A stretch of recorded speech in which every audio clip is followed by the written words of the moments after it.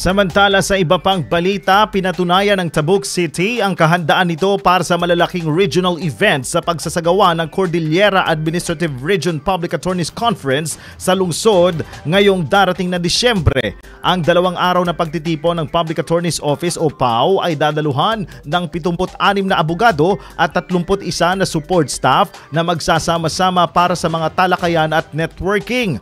Ayon kay Kalinga PAO District Chief Attorney Francis Calciao, kasabay din ng conference ang pagdiriwang ng Criminology Profession Week mula November 3 to 9 alinsunod sa Proclamation No. 397. Hinikayat naman ni Calciao, Pangulo rin ng Professional Criminologist Association of the Philippines o PCAP Kalinga Chapter, ang mga paaralan ng criminology sa Kalinga na makilahok sa nasabing selebrasyon. Ang mga hakbang na ito ay nagpapakita ng dedikasyon ng Kalinga sa pagsulong ng kultura, seguridad at profesionalismo na naglalayong gawing mas kaakit-akit ang probinsya bilang destinasyon para sa mga mahalagang kaganapang rehiyonal.